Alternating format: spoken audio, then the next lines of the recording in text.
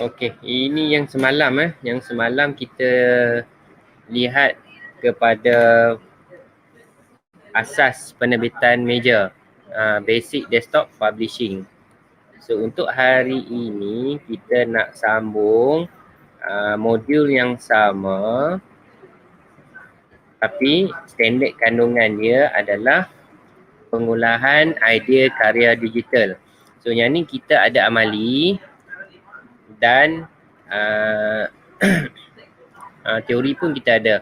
So jadi kamu boleh tengok dia punya standard kandungan dia ada 3. Yang pertama melaksanakan kajian lapangan, kedua merancang, mencadang dan merancang reka letak, ketiga adalah menghasilkan mockup. Mockup ni kamu kena buat drawing lah, drawing. 3 jenis drawing yang biasa kita buat tu, kemudian kita akan masukkan ke dalam design dalam grafik. So hari ini kita nak tengok pengolahan idea karya digital. Pengolahan idea karya penerbitan atas meja. So 6.2.1 kita nak melaksanakan kajian lapangan. Kita nak melaksanakan kajian lapangan. Sekejap, betul ke tak? Okey. Kita nak melaksanakan kajian lapangan. Keperluan penerbitan meja. Okey. Dalam bahasa Inggeris dia desktop publishing. Okey, keperluan penerbitan meja dalam penghasilan karya penerbitan meja. Perkara utama yang perlu dikenal-pasti adalah keperluan penerbitan meja. Maksudnya keperluan kita buat desktop publishing dia. Antara keperluan penerbitan meja adalah jenis karya, media, perkakasan, perisian, bahan dan proses kemasan. Ini semua item yang kamu perlu buat untuk kajian lapangan. Kajian lapangan ni kamu kena list out. Dia macam project brief. Kamu kena senaraikan projek tu, tema tu kita bagi. Kamu kena tahu. Kalau contoh kita nak buat buku resepi, buku menu restoran. So nama dia buku menu. So jadi jenis karya dia buku menu, media yang kita nak pakai apa? Kalau di restoran, takkan kita nak pakai media elektronik, kita akan pakai media cetak. Tapi kalau macam Sushi King tu dia pakai tab kan. Boleh either media elektronik ataupun media cetak. Kemudian perkakasan apa kita nak pakai? Untuk ambil gambar makanan tu kita kena ada kamera nak ambil gambar, kemudian kita kena pakai komputer. Untuk perisian pula kita kena decide. Kalau ambil gambar makanan kemudian kita perlu edit. Bila kita perlu edit kita kena pakai perisian. Untuk perisian apa? Perisian dia bukan untuk ilustrasi, perisian untuk manipulasi ni. Senang cerita kita kena pakai Photoshop lah. Kita kena pakai Adobe Photoshop untuk kita buat proses editing gambar. Kemudian kita nak buat layout dia, kita akan masukkan ke dalam perisian penerbitan meja. So kita akan pakai 2 software. Kemudian jenis bahan tu, jenis bahan untuk cetakan sebenarnya. Jenis bahan untuk cetakan. Kemudian last sekali dia punya proses kemasan dia. Proses kemasan dia tu mungkin dekat sini jenis kemasan kalau kamu dapat lihat. Kejap ya, saya tunjuk. Nampak tak buku ni, yang bahagian kilat-kilat ni. So ni dia ada finishing yang berkilat. So dekat sini dia ada finishing yang berkilat tu. Okay, so ini adalah satu contoh finishing lah. Ada juga beberapa jenis finishing lagi. Macam finishing ni tu matte saja. Kemudian ataupun kita nak material finishing ni tu material yang hardcover. Okay. Itu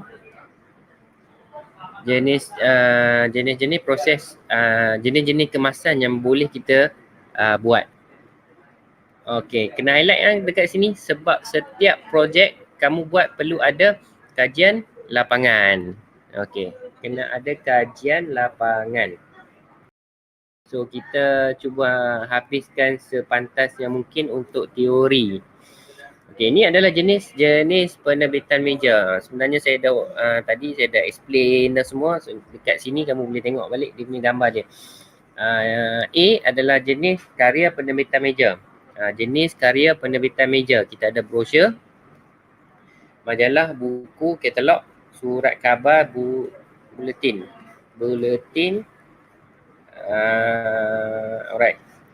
Itu contoh. Dia ada banyak lagi. Benda ni kamu boleh tengok, kamu boleh pegang, kamu boleh belek-belek nanti dekat makmal. Dekat studio grafik kita ada banyak contoh. Okey. Kemudian B adalah penerbitan meja. Ini yang saya cakap tadi, media cetak ataupun media elektronik. Mana satu yang kita nak pakai. So kalau tema dia buku menu makanan, bukan buku resepi, buku pesanan makanan. So kita pakai media cetak lah. Kenapa kita kena pakai media cetak? Okay, jawapan dia ada pada kelas yang semalam. So ciri-ciri media cetak ni dia lebih sesuai untuk digunakan pada buku pesanan makanan kerana satu kos dia, kedua mudah untuk digunakan. Kalau kita gunakan media elektronik, kadang-kadang kita memerlukan kos yang tinggi, terutamanya untuk membeli perkakasan seperti tablet, kemudian kita nak kena pakai capaian internet. Itu adalah salah satu pro and cons.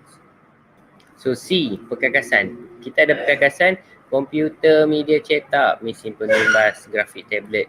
So kalau kita nak buat buku pesanan makanan, kita kena ada apa? Tambah lagi satu, kamera lah untuk kita ambil gambar. So kita ambil gambar, kemudian kita buat proses suntingan. So perisian suntingan gambar kita pakai Adobe Photoshop. Okey, ini untuk bahagian perisian Bahagian perisian kamu boleh tengok. Ini perisian sumber terbuka. Latex, Scribus, Canva. Kemudian ini perisian berlesen. Ada InDesign, Microsoft Publisher dan QuadExpress. So ambil maklum dekat sini untuk tingkatan 5 kamu wajib tahu dan belajar yang pertama Adobe Illustrator, Freehand, kemudian Microsoft Publisher, 3 tu saja. Kemudian optional, kalau kita ada masa yang lebih kita akan belajar InDesign.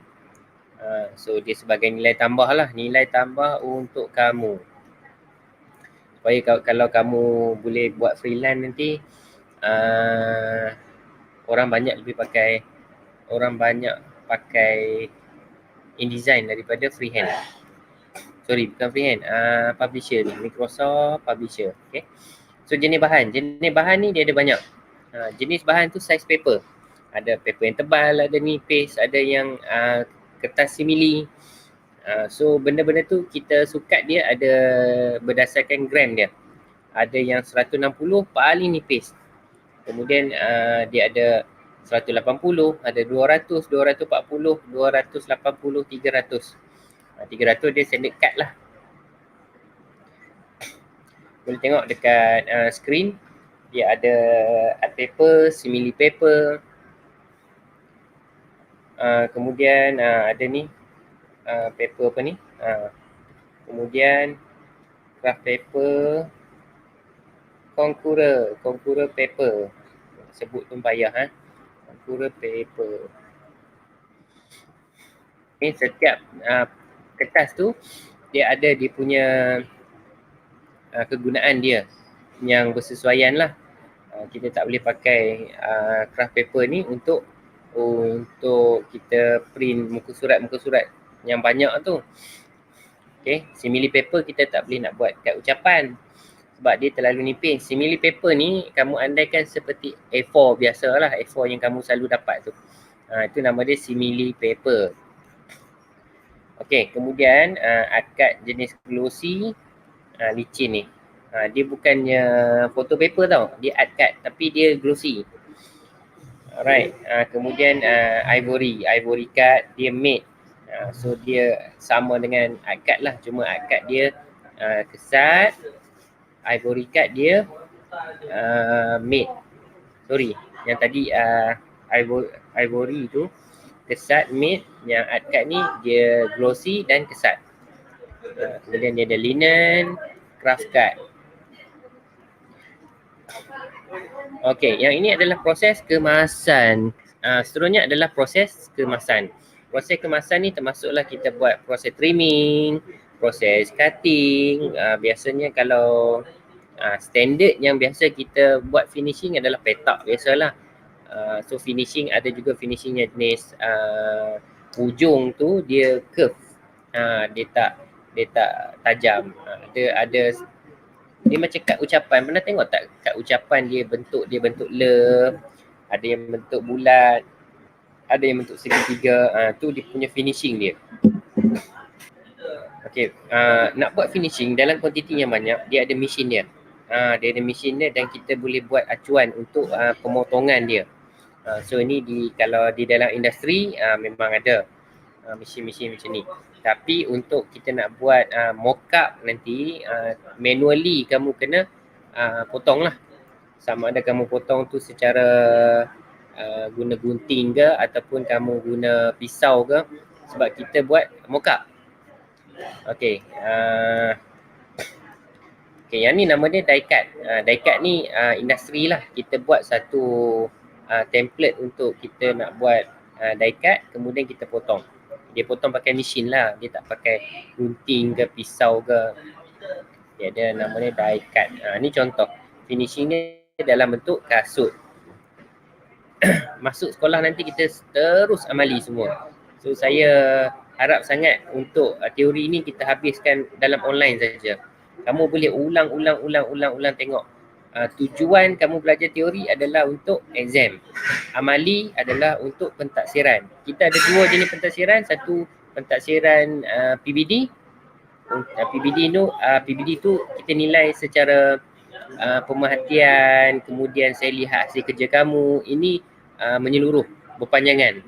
Kemudian kalau pentaksiran yang lembaga peperiksaan punya ni, kita tafsir untuk semua amali yang kamu buat. Kalau kamu termiss satu amali, so markah kamu kurang lah kat situ. Markah dia bukannya kita reka ke apa ke, dia ada setiap satu amali dia ada 1 markah, 100 markah. Okey, seterusnya adalah proses pelipatan. Yang tadi itu adalah proses potong terap ataupun namanya die cut. Yang ini adalah proses lipatan, folding. Okey, proses folding ni pun penting juga. Sebabnya kita nak lihat kalau jenis buku pesanan makanan, memang nama di buku. Tapi sometimes dia tak banyak muka surat. Kita nak menjadikan buku pesanan makanan tu dia nampak unik. So kita tak nak dia lipat macam buku. Kita nak dia lipat mungkin macam brochure ataupun macam flyer, dia lipat. Okay. Kita tak panggil brochure sebabnya kalau brochure untuk tujuan promosi, periklanan. Yang ini dia buku pesanan makanan. Okey, yang ni kamu kena tahu.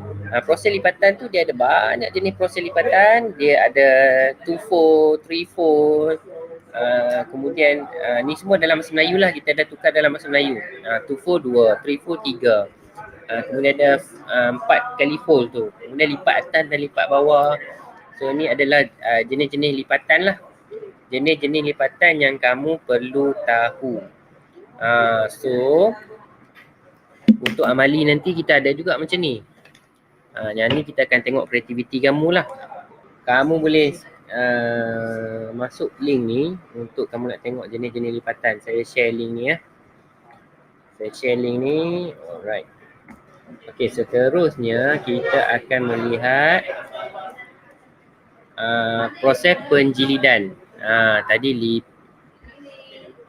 apa, die cut, kemudian lipat, lepas ni jilid. Untuk bab ni dia lebih kepada dalam bahasa mudah lah. Dalam bahasa mudah kita nak buat macam kita nak buat buku, kita nak buat brochure bab ni. Kita nak buat flyers. Kalau bab Photoshop tu kita nak buat poster. Kita nak buat poster. Untuk bab lepas Photoshop tu kita nak buat ilustrasi, kita nak buat tracing. Okay. Untuk bab ni kita nak buat buku, kita nak buat flyers, kita nak buat brochure. Okay, soalan seterusnya, yang penjilidan tu cikgu macam buku teks. Yes, penjilidan tu yang macam buku teks lah. Untuk part kamu, kita tak buat lah penjilidan yang saya nak tunjuk ni. Sebabnya costing lah, cost tinggi. Cost dia tinggi ya. Ni. Dia ada perfect binding, dia ada jahitan, dia ada ring. Ring tu mungkin lah boleh kot. Ring. Kamu tahu tak ring hitam tu? Ring hitam. Kejap saya tunjuk. Sebab saya kat bilik guru. So ni ring hitam. Ni ring hitam ring hitam. Ni pun contoh penjilidan. Kemudian perfect binding. Perfect binding macam ni, perfect binding.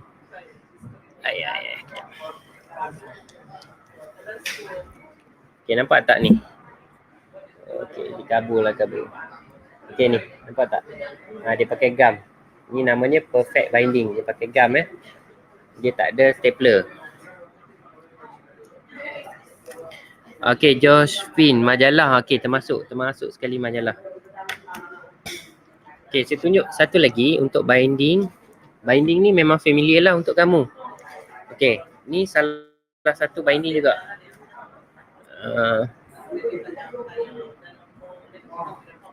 Tak nampak. Dia kalau kat bahagian dalam dia ada stapler.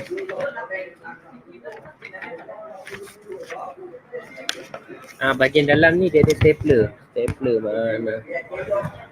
Ni. Nampak kot dia ada stapler. Ya, saya besarkan. Okey.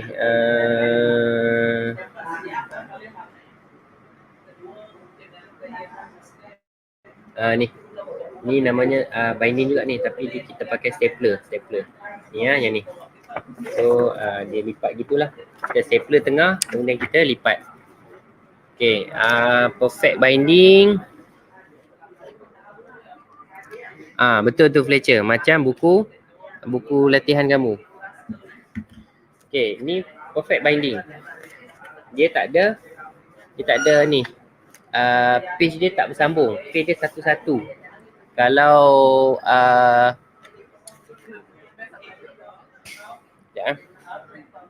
kalau macam buku latihan tu dia sambung semua, dia stapler dekat bahagian tengah.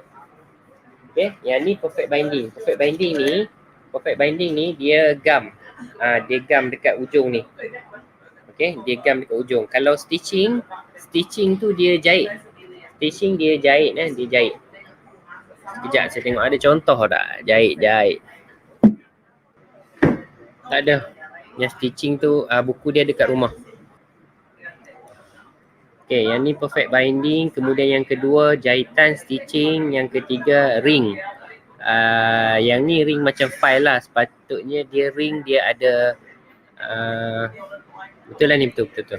So ring, kemudian dia ada comb binding. Sorry, nama dia comb binding. Yang hitam tu, yang kamu buat folio tu namanya comb binding. Kemudian yang ni spiral binding. Spiral binding dia ada banyak jenis. Ada yang satu spiral, ada yang double. Yang ni double.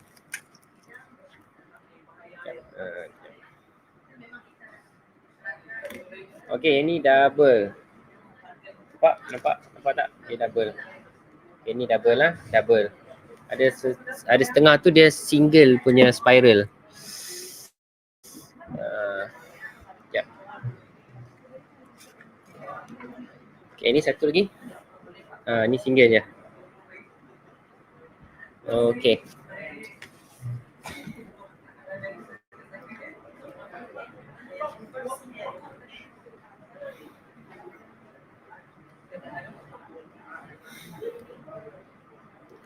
Kemudian jilid pita. Jilid pita ni kamu staplerkan dia dan kamu letak tape hitam.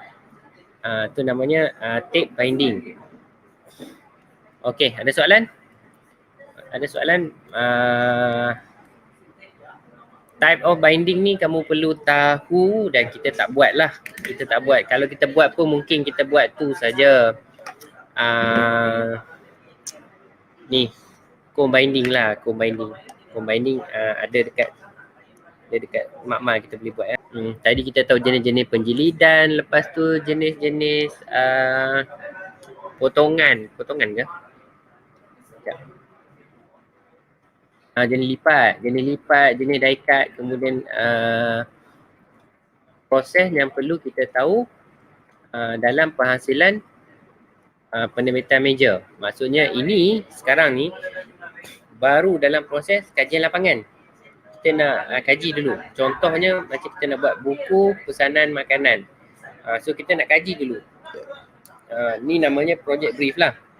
Kita nak kaji apa yang sesuai. Kamu perlu tahu.